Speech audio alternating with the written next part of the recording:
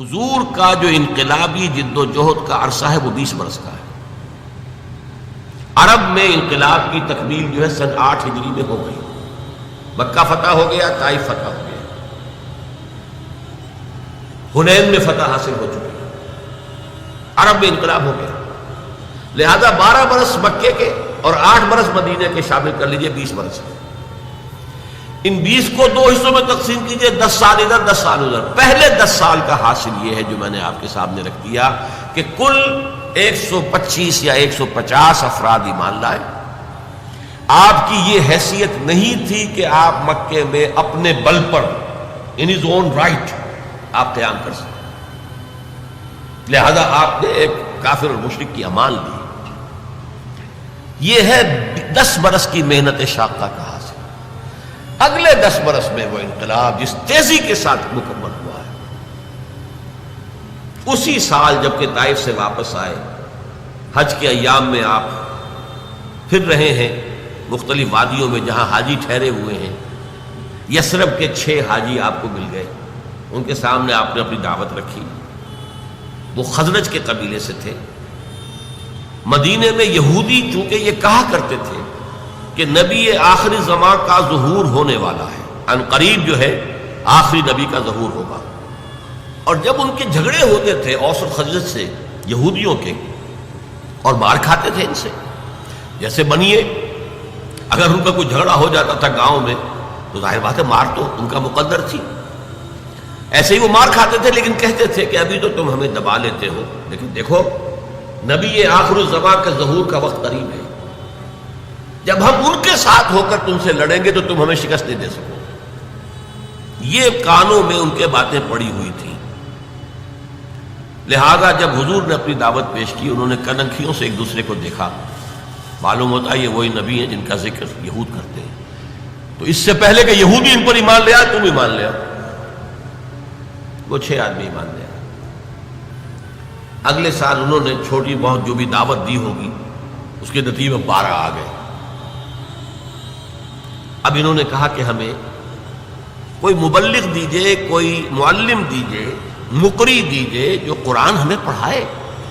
آپ سے تو ہماری ملاقات اب 1 سال بعد ہوگی، اس لیے کہ عرب میں سفر کرنا کوئی آسان کام تھا، ہر وقت خطرہ قتل و غارت کا، قافلے لٹ رہے پٹ رہے، تو وہ تو جو اشہر حرم ہوتے تھے، حج کے مہینے، ان میں امن و امان ہوتا تھا، کوئی کسی کو تنگ نہیں کرتا تھا، کوئی قتل و غارت کری نہیں، تو اگلے سال ملاقات ہوگی۔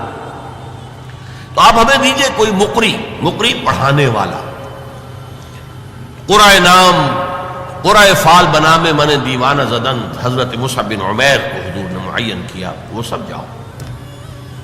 وہ چلے گئے، کچھ عرصے کے بعد ایک اور کو بھیج دیا، حضرت عبداللہ ابن ام مکتوم نابینا صحابی۔ ان دو نے وہاں جا کر 1 سال میں جو دعوت اور تبلیغ کا کام کیا، قرآن پڑھایا لوگوں کو۔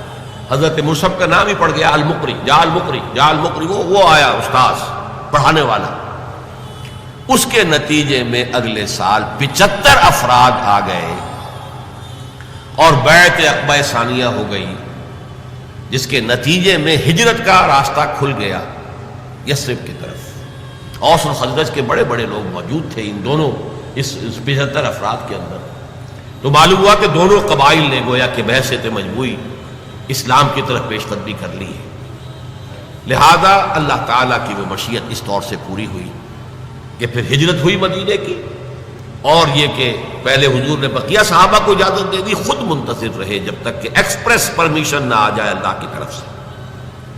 اس کے ضمن میں بھی ایک واقعہ ضرور سنا دینا چاہتا ہوں۔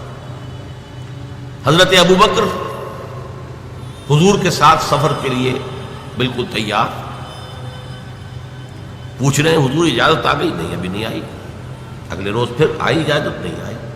حضرت عائشہ فرماتی ہے ایک دن عجیب ہم نے دیکھا، دوپہر کے وقت اپنے چہرے اور سر کے اوپر کپڑا آپ نے اوڑھا ہوا ہے پوری طریقے سے، بہت غیر معمولی بات، دوپہر میں عرب میں کسی کے ہاں جانا اور وزٹ کرنا جو ہے یہ نہ آج جو ہے کوئی پسندیدہ بات ہے نہ پہلے کبھی تھی، یہ قیلولے کا وقت ہے۔ حضرت عائشہ کہتی ہے ہم حیران ہوئے کہ حضور چلے آ رہے ہیں۔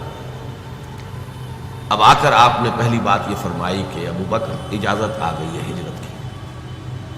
حضرت ابوبکر بہت خوش ہوئے، انہوں نے اپنے طور پر 2 اونٹنیاں تیار کی ہوئی تھی، کھلا پلا کے خوب فربا بوٹا کیا ہوا تھا تاکہ تیز دوڑے اور سفر ہجرت میں وہ اونٹنیاں کام آئیں، ایک اپنے لیے ایک حضور کے لیے صلی اللہ علیہ وسلم۔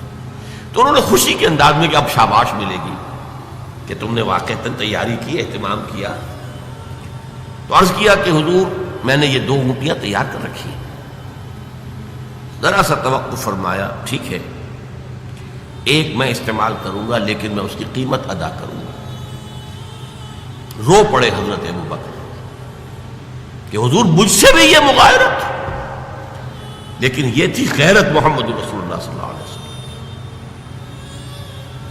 بہرحال وہ سفر ہوا اور اس کے بعد پھر آپ کی اس جد و جہد کا دوسرا دور شروع۔